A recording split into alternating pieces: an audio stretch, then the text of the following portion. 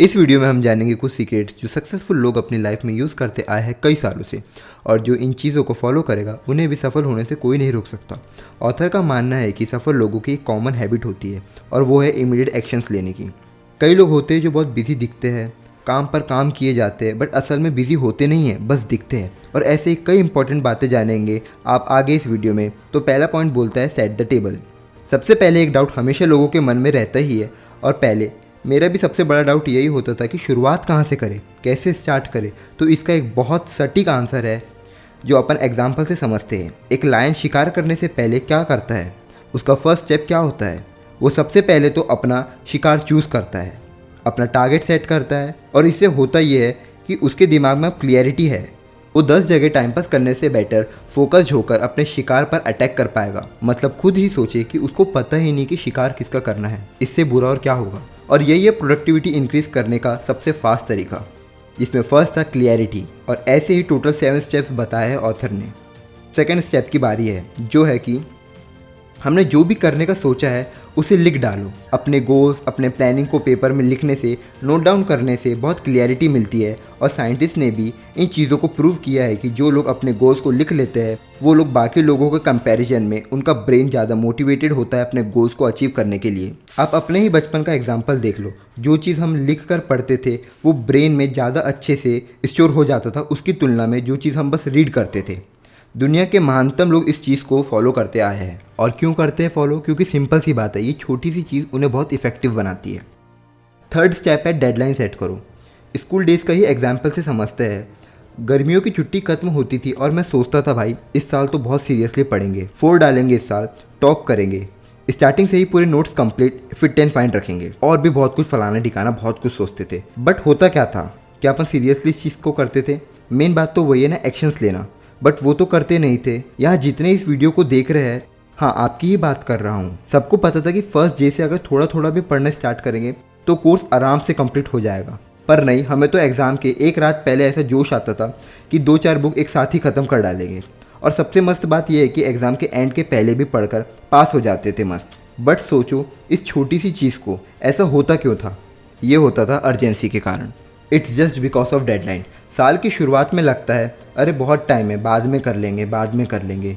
But बात करते करते 2-4 दिन बच जाते हैं एग्ज़ाम्स को, और उस टाइम हमें और अपने दिमाग को समझ आने लगती है कि अब बहुत कम समय है, अब कुछ करना ही पड़ेगा। इसलिए डेडलाइन बनाना बहुत इंपॉर्टेंट है, स्पेशली बिजनेस या कुछ भी कर रहे हो, स्टडीज़, जॉब, वॉटएवर। अगर डेडलाइन सेट कर लोगे तो उस अकॉर्डिंग दिमाग भी दौड़ेगा और एक्शंस भी दिलवाएगा। मान लो आपको कोई बुक पढ़नी है जो 300 पेजेस की है, तो आप सेट कर लो कि 10 या 15 दिन में इस बुक को ख़त्म करना ही है। अगर आपने सोचा कि 10 दिन में ख़त्म करना है तो रोज़ आपको 30 पेजेस करना पड़ेंगे कंप्लीट। सुबह 15 पेजेस पढ़ लेना और रात को 15 पेजेस। तो ऐसे ही अगर अपन डेडलाइन सेट करेंगे तो कुछ ना कुछ आइडियाज़ अपने को ऑटोमेटिकली आने लगेंगे और अपना टास्क कंप्लीट हो जाएगा। इसलिए डेडलाइन बनाना बहुत ज़्यादा इंपॉर्टेंट है। फोर्थ स्टेप है कि लिस्ट बना लो एक, कि गोल्स कंप्लीट करने के लिए क्या क्या स्टेप्स लेने पड़ेंगे। मानकर चलो आपका फाइनल गोल है फिट होना, यानी वेट लॉस करना, तो आप लिस्ट बना सकते हो डाइट की, क्या क्या नहीं खाना है, जंक फूड्स नहीं खाने हैं, दूर रहना है उन चीज़ों से, ग्रीन वेजिटेबल्स और फ्रूट्स खाने हैं, वर्कआउट करना है, एट्सेट्रा एट्सेट्रा। तो ऐसे ही आप लिस्ट बना सकते हो। मैं भी रोज़ फॉलो करता हूँ इन चीज़ों को, बट अगर मैं नहीं लिख पाता तो कुछ चीज़ों को नोट पैड में लिख लेता हूँ और उसे सेव कर लेता हूँ। तो ये चीज़ मुझे बार बार याद दिलाते रहती है कि मुझे कुछ टास्क था जो कंप्लीट करना है। फिफ्थ स्टेप है अपनी लिस्ट को ऑर्गेनाइज करो। ऑर्गेनाइज वे में रखना इंपॉर्टेंट है, ताकि ये सिर्फ अपने को एक किराना की लिस्ट ना लगे, एक प्लान बन जाए। प्लानिंग से आगे बढ़ना इंपॉर्टेंट है। आपने बहुत सी चीज़ें लिख लिए होंगे जो आपको करना है, बट कब किसे करना है ये आपने नहीं सोचे होंगे। इसलिए प्रायोरिटी और सीक्वेंस के अकॉर्डिंग लिस्ट सेट करें। जो इंपॉर्टेंट है उसको सबसे ऊपर डालें। वॉरेन बफेट का भी मानना है अपने 25 गोल्स लिखे प्रायोरिटी वाइज, मतलब जो ज़्यादा इंपॉर्टेंट है उन्हें सबसे ऊपर लिखें, उसके नीचे जो थोड़े कम इंपॉर्टेंट है, ऐसे कर करके 25 अपने गोल्स इंपॉर्टेंट लिख लेना। और जो टॉप 5 होंगे उसे सर्कल लगाओ और पूरा फोकस उसी में डाल दो, क्योंकि सबसे मेन तो वही है। और यही है 80-20 रूल। आपके 80% टास्क 20% वैल्यू रखते और 20% टास्क 80% वैल्यू।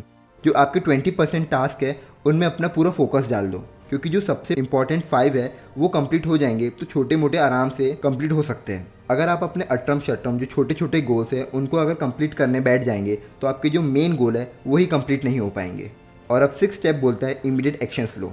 पेटीएम के फाउंडर विजय शेखर शर्मा का भी मानना यही है, यदि आपके पास कोई आइडिया है तो बहुत बड़ी स्टार्टिंग, फंडिंग, एम्प्लॉयज़ ये सब के बारे में मत सोचो। एक डोमेन लो, नॉर्मल सी वेबसाइट बनाओ, स्टार्ट हो जाओ। स्टार्ट करना, एक्शंस लेना ज़्यादा इंपॉर्टेंट है। आपने 1000 चीज़ें सोची बट कुछ नहीं किया तो कोई मतलब नहीं। उससे अच्छा तो यही था आपने एक चीज़ सोची और स्टार्ट करने बैठ गए। उससे आप सक्सेसफुल हो या ना हो ये तो मुझे पता नहीं, बट एक चीज़ है, आप बहुत सारी चीज़ें सीख जाएंगे उस इंसान के कंपैरिजन में जो अभी तक सिर्फ सोच ही रहा है। अब 7 स्टेप और जो लास्ट स्टेप बताते हैं ऑथर वो यही है कि डेली कुछ ना कुछ अपने गोल्स के लिए, अपने गोल्स की तरफ बढ़ने के लिए करते रहो। मतलब कुछ भी करो बट अपने सपनों के लिए कुछ ना कुछ करते रहो, आगे बढ़ते रहो। छोटे छोटे ही सही चेंजेस, हार्डवर्क करते रहो। एटलीस्ट नॉलेज ही इकट्ठा करते रहो बट करो। मान कर चलो आपको अपनी इंग्लिश इंप्रूव करना है तो एटलीस्ट आप रोज़ एक नया वर्ड सीख सकते हो और फिर ऐसे ही धीरे धीरे हैबिट बन जाती है। फिर हम बड़े एक्शंस लेना स्टार्ट कर देते हैं। पर स्टार्टिंग में सबसे टफ जो सेक्शन है वो यही है, स्टार्ट करना और ना रुकने का खुद से वादा, क्योंकि जो रुक जाता है उनकी प्रोग्रेस रुक जाती है। इसलिए करना इंपॉर्टेंट है। स्टार्ट करो और उसे करते रहो, कुछ ना कुछ एक्शंस करते रहो। आपको स्टार्टिंग में अपनी प्रोग्रेस छोटी ही दिखेगी बट समय के साथ साथ वो बढ़ती जाएगी, अपना रूप बड़ा करने लगेगी और ये स्नोबॉल इफेक्ट। सेकेंड पॉइंट बोलता है कंसीडर द कॉन्सिक्वेंसेस। सक्सेसफुल लोग हमेशा अपने डिसीजन लेते टाइम एक फैक्टर पर बहुत इंपॉर्टेंस देते हैं और वो है टाइम, यानी समय। मतलब कि वो लोग लॉन्ग टर्म सोचते हैं। फॉर एग्जांपल 2 कंपनीज है, कंपनी ए और कंपनी बी। कंपनी ए के बारे में आप जानते हैं कि आने वाले 5 सालों में वो कंपनी बहुत ग्रो करने वाली है। कंपनी ए के बारे में आप जानते हैं कि आने वाले समय में वो बंद नहीं होने वाली और अगले 20 सालों तक मजबूती से खड़े रहेगी। और वहीं कंपनी बी है जो 5 साल मस्त प्रॉफिट कमाएगी, ग्रो करेगी, पर 5 साल के बाद बंद हो सकती है। तो आप कौन सी कंपनी चूज़ करेंगे? तो ऑब्वियसली आप कंपनी ए चूज़ करेंगे क्योंकि वो लंबे रेस का घोड़ा है। इसलिए टाइम को इम्पोर्टेंस देना बहुत इंपॉर्टेंट है। और जो लोग हमेशा रोना गाना करते रहते हैं कि टाइम ही नहीं है, उनको मैं बता दूं, आपका खुद का माइंड आपको फूल बना रहा है। अपने माइंड के हाथों फूल ना बने, क्योंकि फोर्स एफिशिएंसी का रूल कहता है हर इंसान के पास इनफ टाइम होता है। ये रिसर्च से प्रूव हो चुका है कि लास्ट मिनट में आप जल्दी जल्दी काम निपटाने का ट्राई करोगे और वो शायद हो भी जाए, बट बात यहाँ है कि वहाँ मिस्टेक्स होने के चांसेस बहुत ज़्यादा हैं, बहुत ही ज़्यादा। इससे तो लाख गुना बेटर होगा कि आप अपने काम को छोटे छोटे टास्क में बांट ले और फिर स्टार्ट कर दे। थर्ड पॉइंट बोलता है प्रैक्टिस क्रिएटिव प्रोक्रेस्टिनेशन। मानकर चलो आपको एक ही दिन में बहुत सारे मेंढक खाने यानी कि फ्रॉग्स खाने पड़े, तो आप कैसा करेंगे? यहाँ पर ऑथर का फ्रॉग्स खाने से मतलब है इम्पॉर्टेंट टास्क। इसका मतलब कि एक दिन में अगर बहुत सारे इंपॉर्टेंट काम आ गए तब आप कैसा करेंगे? उस टाइम आपको जो सबसे इम्पॉर्टेंट है गोल के करीब ले जाने के लिए उसे चूज़ करें। नहीं बोलना भी सीखना पड़ेगा, मना करना भी एक कला है और ये इम्पॉर्टेंट है। कैसे? तो चलो आगे समझते हैं। आपका दोस्त है, आपके पास आकर बोलता है कि भाई क्या मौसम है, चल मोमोज़ खाने चलते हैं। बट कल आपके एग्ज़ाम है, आप सोचते हैं कि दोस्त को बुरा नहीं लगना चाहिए और पढ़ाई तो होते रहेगी और आप मस्त चले जाते हैं अपने दोस्त के साथ मोमोज़ खाने। तो ये बहुत गलत चीज़ है। आपको ना बोलना सीखना पड़ेगा। यदि लाइफ में आपको आगे बढ़ना है तो कुछ चीज़ों को इनकार करना पड़ता है और मना भी ऐसे करे कि सामने वाले को बुरा ना लगे। फोर्थ पॉइंट है फोकस ऑन की एरियाज़। जैसे लायन अगर हिरन का शिकार कर रहा है तो डायरेक्ट उसके नेक पर हमला करेगा, यानी कि एकदम पिन पॉइंट पर अटैक करेगा। एक कहावत भी सुनी होगी, दुखती नस पर हाथ रखना। इसलिए की एरियाज़ पर फोकस करना इंपॉर्टेंट है। फिफ्थ पॉइंट बोलता है स्टार्टिंग करने से पहले सेटल कर लो सारी चीज़ें। अपने घर में जैसे खाना बनता है उस टाइम सारा सामान अपन साथ में रख देते हैं अरेंज करके, फिर खाना बनाना स्टार्ट करते हैं। वैसे ही हम अपने वर्क प्लेस या जहाँ पर भी हम अपना काम करते हैं उस जगह को एकदम ऑर्गेनाइज वे में सेटल कर लो। यदि आपको पेन, पेंसिल या कुछ भी चीज़ें लगती है तो आप पहले ही वहाँ पे वो चीज़ों को लाकर रख दें। अपना फ़ोन साइलेंट कर दें, क्योंकि ये छोटी छोटी चीज़ों से आपका फोकस, कंसंट्रेशन बिगड़ सकता है। और अपने वर्क प्लेस को थोड़ा एन्जॉयबल बनाएं। अगर आप वहीं सो रहे हैं, वहीं पे बाकी चीज़ें भी कर रहे हैं और वहीं अपना वर्क करेंगे तो हो सकता है कि आप उस जगह पे ज़्यादा फोकस ना कर पाए। और उस जगह को थोड़ी कंफर्टेबल भी बनाएं। सपोज़ आप किसी चेयर पे बैठकर काम कर रहे हैं जो थोड़ी अनकंफर्टेबल है, तो उस पर आप फोकस ज़्यादा देर तक नहीं कर पाएंगे और लॉन्ग टाइम के लिए बैठ भी नहीं पाएंगे। इसलिए थोड़ी कंफर्टेबल प्लेस चूज़ करें वर्क करने के लिए। अब 6 पॉइंट बोलता है सिंगल हैंडल एवरी टास्क। एक शेर तब तक आराम नहीं करता जब तक कि वो अपना शिकार ना कर ले। अपने टास्क को बीच बीच में छोड़ देना और फिर उसे वापस स्टार्ट करना, ये एक टाइम वेस्ट है और कुछ नहीं। ये आपकी एफिशिएंसी कम कर देगा। 100% डिसिप्लिन के साथ अपना टास्क कंप्लीट करें और जब तक आपका टास्क कंप्लीट ना हो ना उठे, स्टॉप ना करे, करते रहे।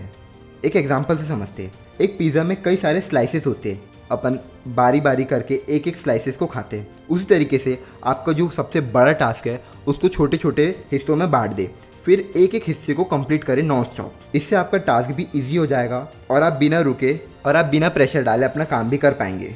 ये कुछ वैल्यूएबल बातें मैंने आपको ब्रायन ट्रेसी की बुक ईट दैट फ्रॉग से बताई है। ऐसे ही वैल्यूएबल नॉलेज और बुक समरीज के लिए सब्सक्राइब करें हमारे चैनल को, और वीडियो अच्छी लगी हो तो लाइक करना ना भूलें। और आपको लगता है कि किसी को इस बुक समरी की ज़रूरत है, या जो भी बंदा बंदी या फैमिली मेम्बर आपके दिमाग में आ रहा हो, उसको ज़रूर शेयर करें, क्योंकि नॉलेज शेयर करने से बढ़ता है।